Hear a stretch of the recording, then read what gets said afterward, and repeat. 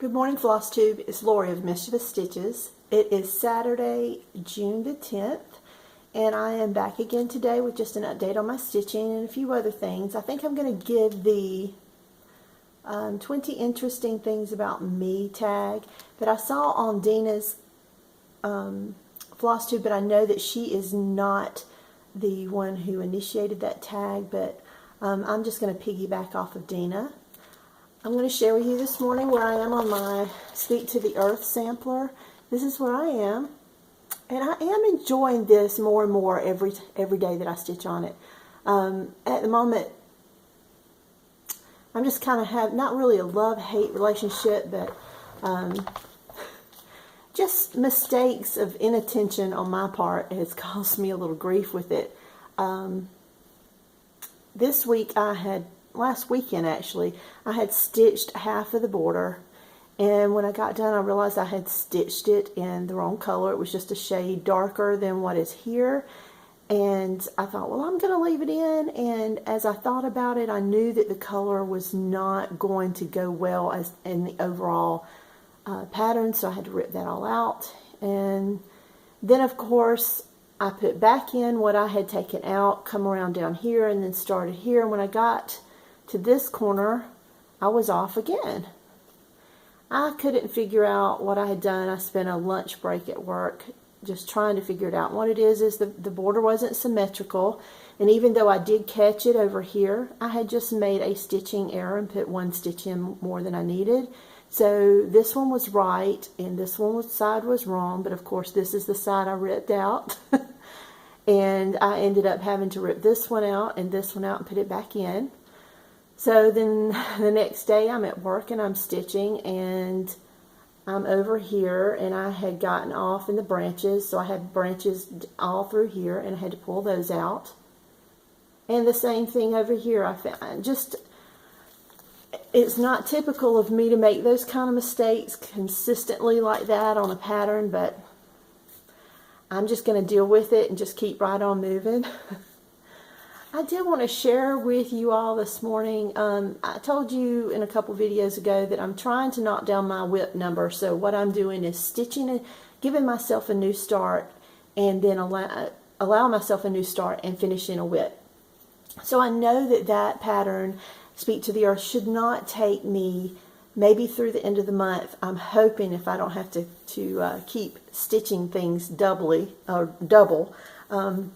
I picked up a Rosewood Manor whip that I had called Window Sill of Heaven, if you've not seen it before. And the shop that we had near here, the shop owner had stitched it on a piece of, what is it, lace, Queen Anne's lace fabric. And it just, the fabric that she had was just dyed with a really light green tone, and I loved it. I had to have that fabric to stitch this piece on, and this is the start.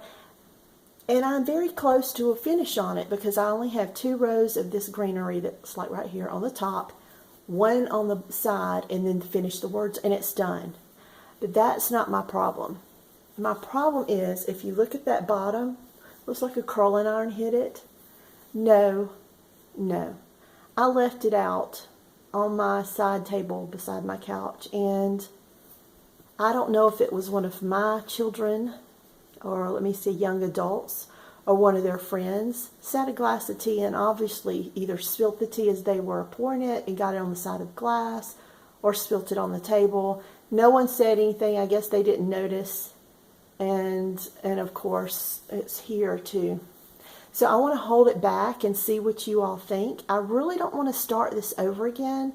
I have tried to clean it, but of course it's tea. So I have tried to clean it, and I've washed it twice. And actually all that ended up happening was that it pulled the green from the fabric. So the fabric is not quite as green as it was. But how do you think it'll look if I were to continue stitching it on this piece? There's actually some here as well, as you can, maybe you can see. But how does it look like it's intentional? Will it look like it's aged? Like I said, I really do not want to start this over. I love it. there's not much to say about that other than, what are your thoughts? Have you had this happen to you before? How did you handle it? Should I just progress or should I just scrap it? But I'm going to read the pattern to you. And I think the story inside was that this was found in a cookbook in someone's home. Yeah, it says a customer of one of my favorite shops found this saying in the back of a friend's mother's cookbook. She has no idea who wrote the saying, but loved the wording and asked if they knew anyone who could create a design using it. And so, of course, Karen of Rosewood Manor designed it, and it says, "Every morning lean thine arms a while upon the windowsill of heaven, and gaze upon thy God. Then with the vision of thy heart, turn strong to meet thy day." It's where I need to be focusing my mind right now is on prayer and God first thing in the morning. I can tell you that. Also, I'm going to show you this morning a finish that hangs in my son's room. It is for him. This was a compensation piece, I guess you would say, because I started a Heaven and Earth, my first ever, for him, and it was a knight coming home from a battle to his, and dressed in his finery. I think I've gotten one full page and a partial page, and I think I started it in 2007, so 10 years later, he still doesn't have it, but I'd stitched this as a compensation piece, but he's 18 now, and he still has not forgotten that that piece that's in that closet is his, and he asks me maybe once or twice a year when I'm going to finish it, but anyway, this is 16 men on a dead man's ship. I apologize for that glare. I don't think there's any way for me to, there you go, that's a little better. Isn't that cute? Those cells were a booger. I mean, they took forever, but as far as the rest of the pattern, it was fun to stitch. I love this guy down here. I don't know why he's up under that ship, but maybe he's cleaning barnacles off the bottom. Who knows? But I just love everything about it. The witch as the front of the ship, the pirate flag, the moon, and this sea creature here, fish bones. Anyway, just thought I'd share that with you. I'll eventually get the ones out of my girls' rooms and bring those to show you. Alright, 20 interesting things about me. This was difficult. I don't even think I have 20, but I think I've got you a good 10. I am 6 foot tall. I like to say I'm 5'11 and 3/4 inches. So if you put me up next to a ruler, I'm 5'11 and 3/4 inches, but 6 feet tall, which creates its own. Everyone said, "Oh, I wish I was that tall," and everyone that's this tall wishes we were your size. So I'm also left-handed, so I stitch left-handed, I eat left-handed, but I bowl right-handed, and I bat right-handed. So I use both hands, but I am left-handed when I write and when I eat. I am a huge Walking Dead fan. I'm not one that watches very much TV. There's only a couple shows I watch, and that is one of them. And there's only one other, and that is Face Off. When it is on, I love to watch Face Off because it is a competition show, but they are not trying to undercut each other as they're going through the show, and I love to see what they create. I think it's the artistic part of it. But huge Walking Dead fan. I've got a retreat planned in August, and Yvonne is going to be going with me, and she is a huge Walking Dead fan, and so of course it's in Georgia, and I figure where Sonoya, Georgia is from the retreat, and it's only an hour, so we're going to go eat at Nick and Norman's for lunch, or early lunch that next day when we leave the retreat. So I'm really looking forward to that. I told my husband, I said, since you're not going to take me, I'm going to grab Yvonne, and he's like, bye. Because he just doesn't get it. He doesn't watch it with me. But I think pretty much anything that I'm really into like that, it's like he has a purpose not to like it. But anyway, that is one of the things that I really enjoy, is watching that. I'm a very spur of the moment person. I'm one of those that's, I'm your friend, I'm going to call you. I have nothing to do today, I'm going to call you. What do you think? Let's go do this. And we hit the road.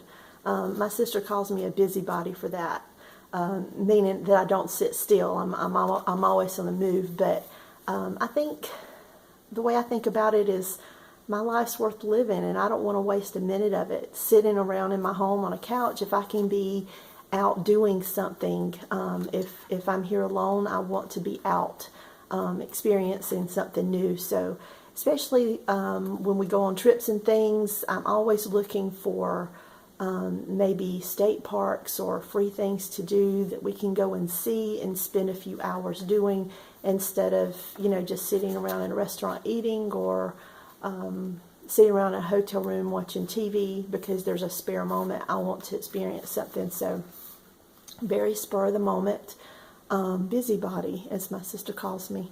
I've had a lot of comments on my hair, and my hair is very, very, very, very thick. I've seen a couple people talk about how they let their hair grow and then they cut it. I'm one of those people. I just cut my hair last May, and it was down to my waist, and I cut it up in a bob, and it's growing out. But when it was cut, or oftentimes when it's cut, my hairdresser was using these special scissors to thin it out. And so what's happened now, when I pull my hair in a ponytail, and here in South Carolina we have lots of humid summer days, so all those partial hair pieces would just, you know, I had a frame of little wispy curls, or do, because there's so many really short pieces in my hair to try to thin it out so it's not quite as thick, and I don't like it. So it's growing out now, but you can probably see, like, there's some right there. They're just, anyway, really thick hair.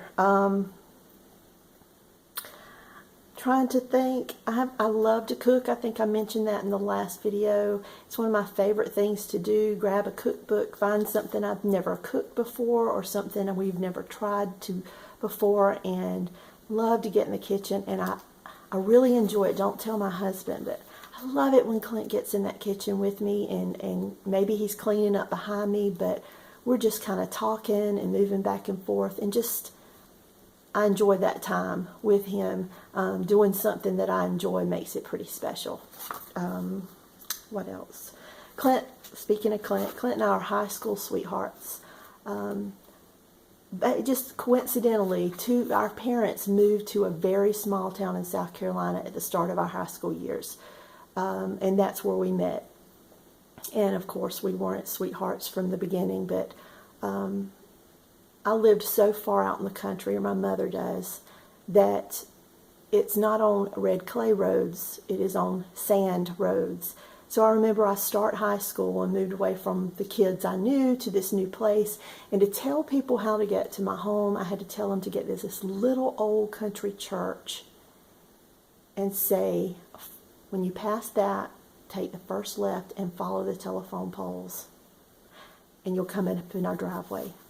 We were a couple miles down that road and up a long driveway, and for a teenager, you know, I'm in another county from the kids I go to school with, so the phone numbers were different, so there was no phone calls because it was long distance.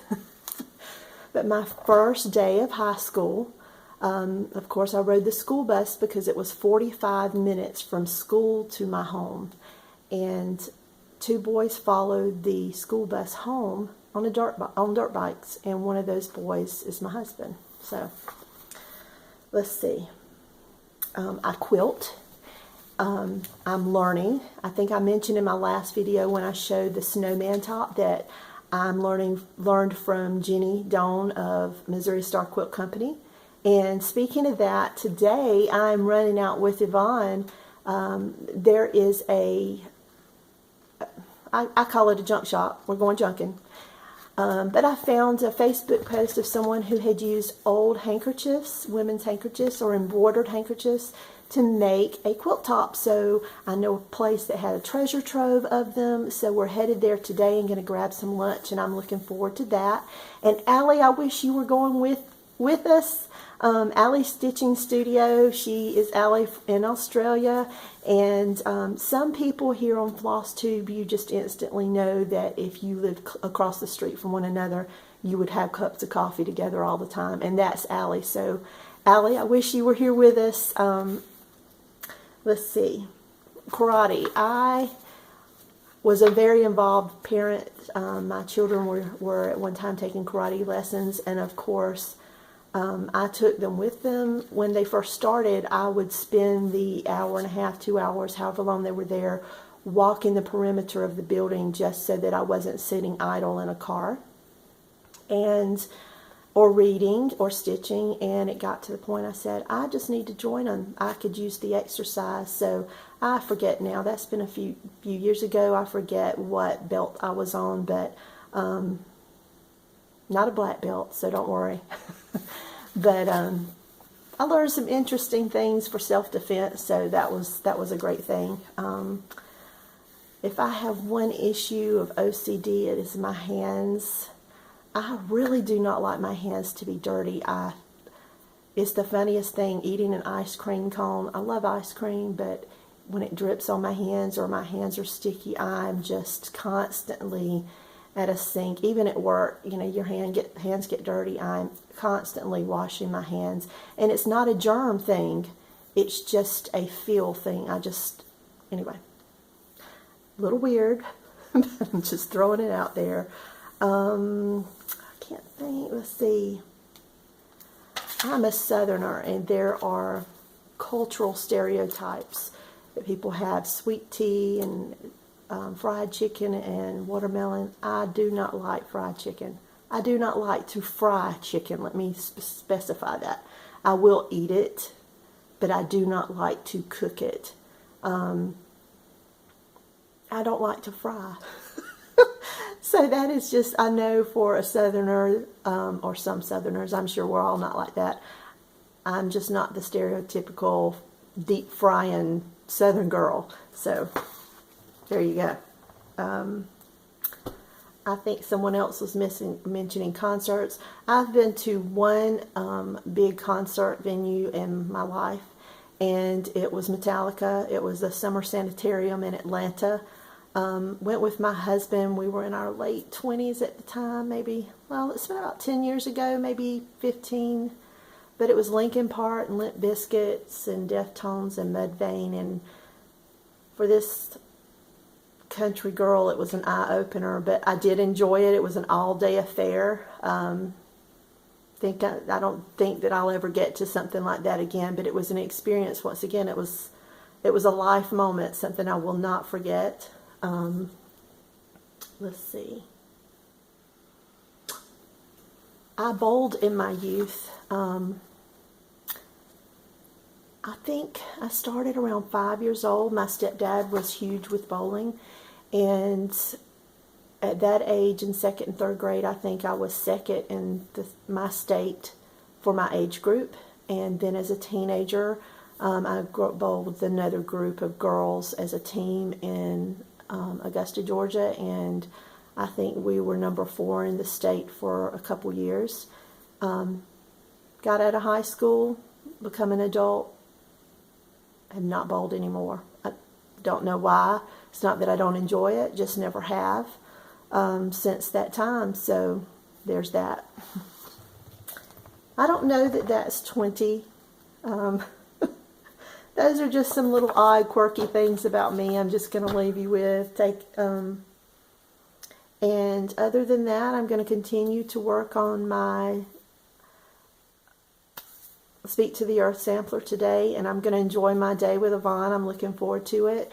I hope everyone has a great week. You find a little time to stitch and to take a moment for yourself, and I look forward to seeing some new videos. Speaking of that, real quick, I found a couple this week that I had not watched before, and I'm having to write things down because I'm terrible about forgetting.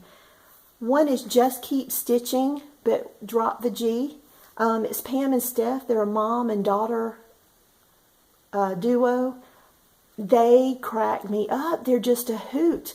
their interaction with each other. They have such a wonderful relationship, and the videos are very, very funny. So pop on over and give them a subscribe and leave a comment for them.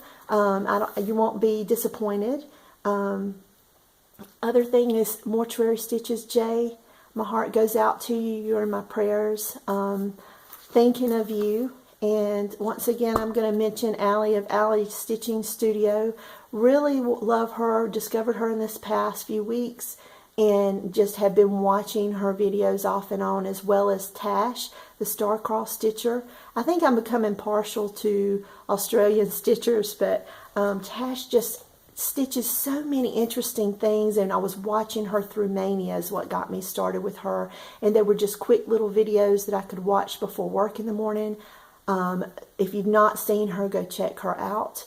And I won't hold you anymore. Have a great week, and I'll see you back here next Saturday. Bye-bye.